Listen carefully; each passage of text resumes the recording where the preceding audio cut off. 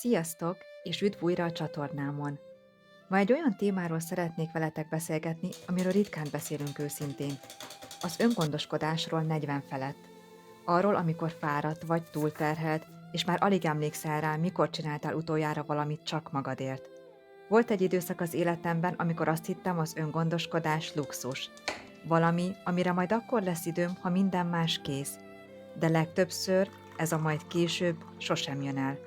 Ma azt szeretném megosztani veletek, hogyan tanultam meg újra gondoskodni magamról, és mik azok a konkrét dolgok, amiket 40-es nőként megteszek magamért.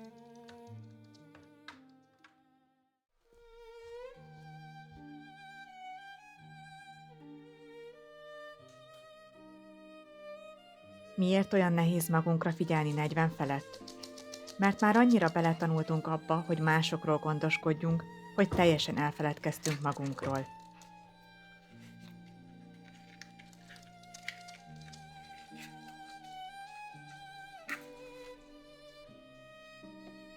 Biztos ismerős számodra is, évtizedekig a munkádra koncentráltál, családot alapítottál, gyerekeket neveltél, szüleidnek segítettél, felelősségeid pedig egyre csak nőttek, és mindenki rád számított közben.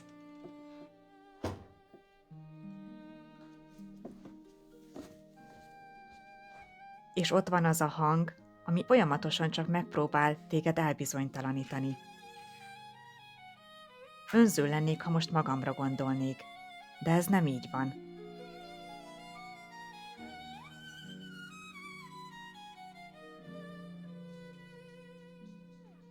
40 felett az öngondoskodás nem luxus.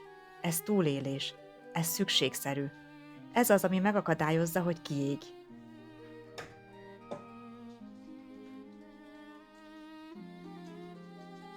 Én a kemény úton tanultam meg. Annyira kimerültem, hogy reggel alig tudtam felkelni. Állandóan feszült, ingerlékeny voltam és szorongó.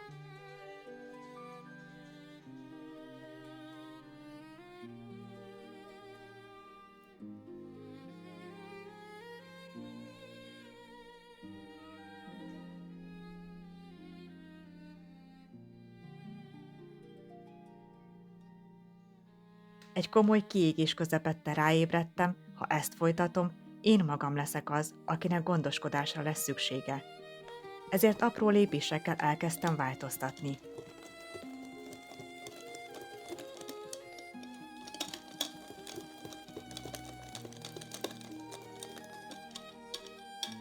Mit jelent valójában az öngondoskodás 40 felett?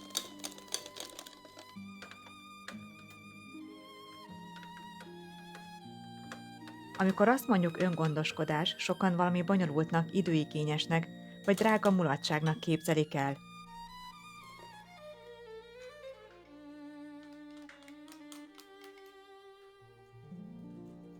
De az az igazság, hogy az öngondoskodás 40 felett nagyon egyszerű. Nem arról szól, hogy hetente wellnessre jársz, vagy naponta 1 órát meditálsz.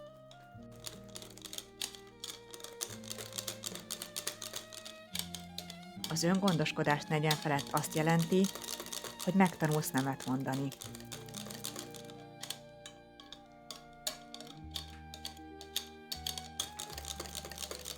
Negyven felett már látod, hogy az időd véges, és ha mindenre igent mondasz, akkor magadra nem marad semmi idő.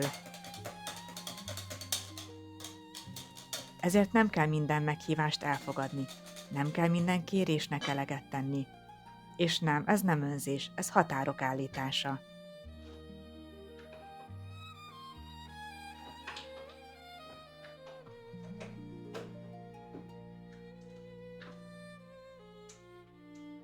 Odafigyelsz a testedre. Ez nem azt jelenti, hogy tökéletes testnek kell lennie. Ez azt jelenti, hogy meghallgatod, mit mond a tested.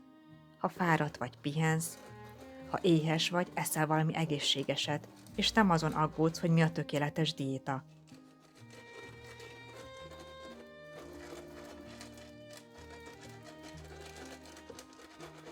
Ha fáj valami, nem hanyagolod el.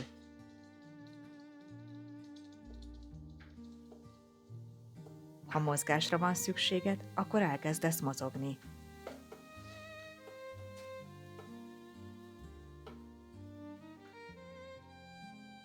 megvéded a mentális békédet.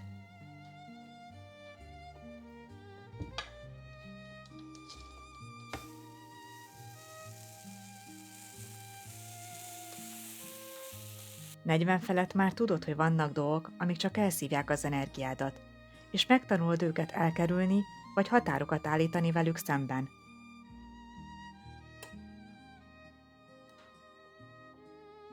Vannak emberek, akikkel kevesebbet találkozol. Vannak hírek, amiket már nem olvasol el. Vannak viták, amikbe már nem szállsz be. Ez nem gyengeség, ez bölcsesség.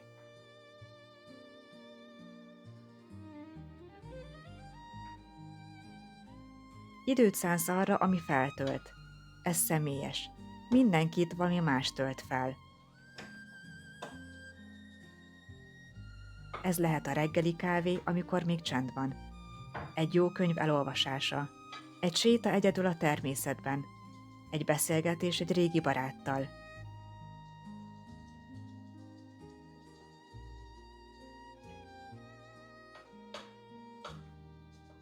Megtanulsz segítséget kérni.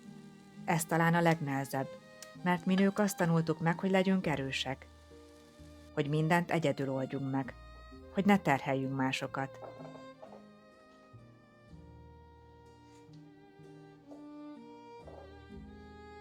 De az igazság, senki sem bírja egyedül. Nem kell mindennel egyedül megbirkóznod. Ez azt jelenti, hogy segítséget kérsz a házi munkában, a bevásárlásban, a gyerekekkel.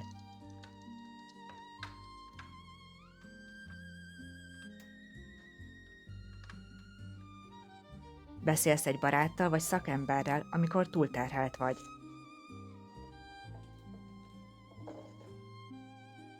Elismered, ha nem vagy jól, és nem rejted el ezt egy erős maszk mögé.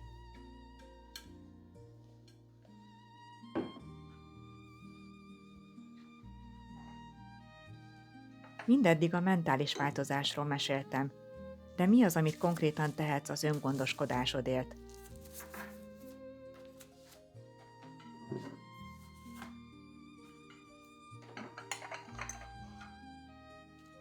Hadd osszak meg néhány olyan dolgot, amik nálam működnek, és amiket te is könnyedén bevezethetsz az életedbe, még akkor is, ha nagyon elfoglalt napjaid vannak.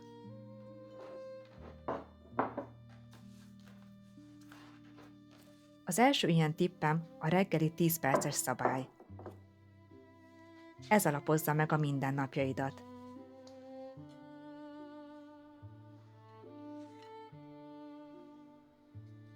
Minden reggel, mielőtt bárki mással foglalkoznék, van 10 perc, ami csak az enyém. Nem válaszolok telefonra, nem nézek e-mailt, nem kezdek dolgozni, csak ülök.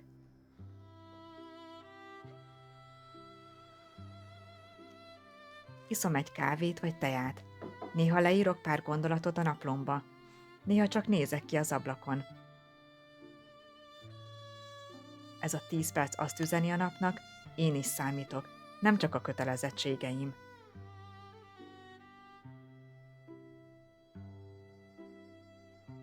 A második tippem energiacsekkolás.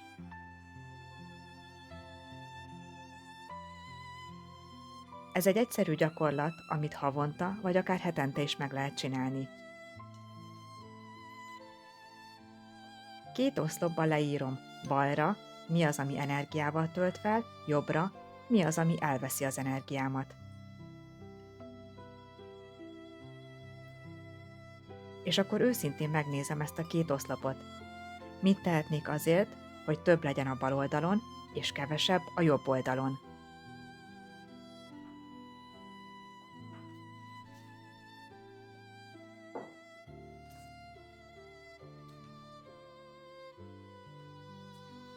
Ha a séta, az olvasás, a kávézás, a naplózás, vagy csak néhány nyugodt perc energiával tölt fel, akkor ebből iktasd be minél többet az életedbe.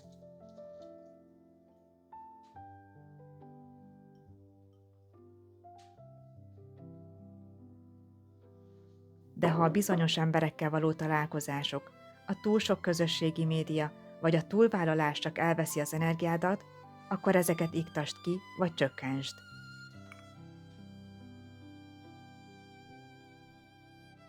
A harmadik tippem a testtudat visszaszerzése.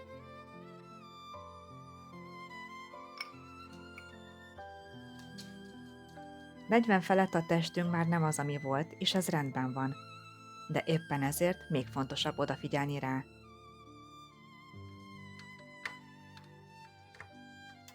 Ez nem feltétlenül jelenti azt, hogy edzőterembe jársz vagy diétázol, csak egyszerű néhány gyakorlatot.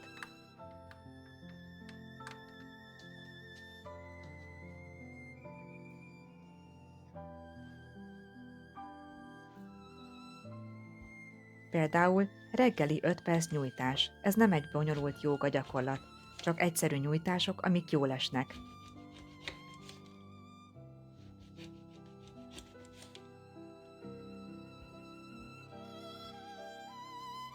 Napközben egy 1 perces légzés. A 4-7-8 légzés, ami nagyon egyszerű lépésekből áll.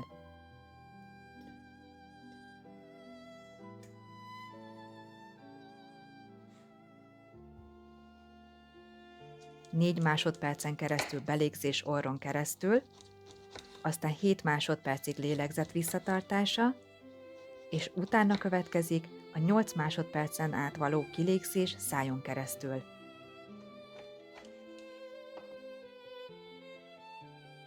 Egyszerű, könnyű gyakorlat, ami azonnal megnyugtat. Lefekvés előtt lehet egy 15-20 perc séta. Friss levegő, telefon és zene nélkül, lépések és gondolatok lecsendesítése. Ez a néhány perc séta az alvás minőségét is javítani tudja.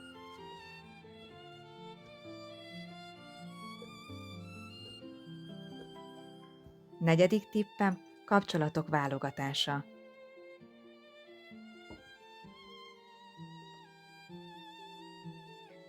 Negyven felett már nem kell mindenkivel jóban lenned, de tényleg. Csak olyan emberekkel tölts időt, akik után energikusabb vagy nem kimerültebb. Ez nem azt jelenti, hogy eldobod a régi barátságokat. De azt jelenti, hogy kevesebbet találkozol azokkal, akik mindig csak panaszkodnak vagy kritizálnak. Határokat állítasz a toxikus emberekkel szemben. Több időt töltesz azokkal, akik értékelnek és támogatnak. És tudod, mi a jó ebben? Az emberek vagy elfogadják, vagy nem. És 40 felett már rendben van mindkettő.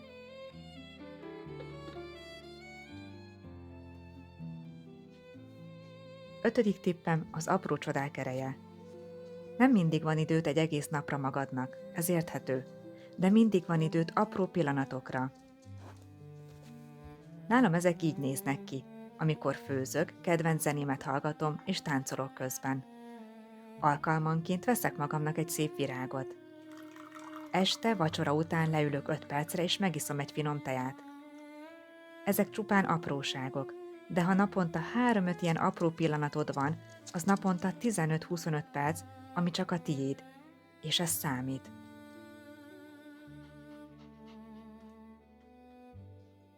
Miért fontos nekem ez a téma öngondoskodás 40 felett? Mert azt látom körülöttem, hogy nők 40 felett elkezdenek kiégni, összeomlani. Feladják magukat, azt gondolják, késő változtatni. De ez nem igaz. Most már sokkal bölcsebb és tapasztaltabb vagy. Most már tudod, mi számít. Most már nem kell senkinek sem megfelelned. Kérlek, válasz ma egy dolgot, csak egyet. Bármit, amit megtehetsz magadért. Ma, holnap, minden nap. Mert megérdemled. Mert szükséged van rá, és azoknak is, akiket szeretsz. Köszönöm, hogy ma is velem tartottál. Ha hasznos volt számodra ez a videó, kérlek, küldd el valakinek, akiről tudod, hogy most éppen túlterhelt. Talán pont erre vár, hogy valaki megmondja neki, rendben van magadra figyelni.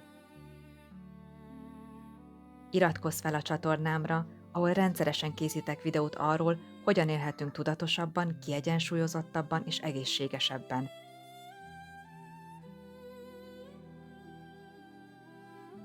Nyomd meg a like gombot, ha egyetértesz azzal, hogy az öngondoskodás nem luxus, hanem szükség. És írj egy kommentet, mi az az egy dolog, amit ma meg fogsz tenni magadért. Tényleg kíváncsi vagyok. Tudd, hogy nem vagy egyedül ezen az úton. Az öngondoskodás nem önzés. Ez az, ami lehetővé teszi, hogy továbbadhass másoknak. Hamarosan újra találkozunk egy következő videóban. Addig is minden jót nektek! Sziasztok!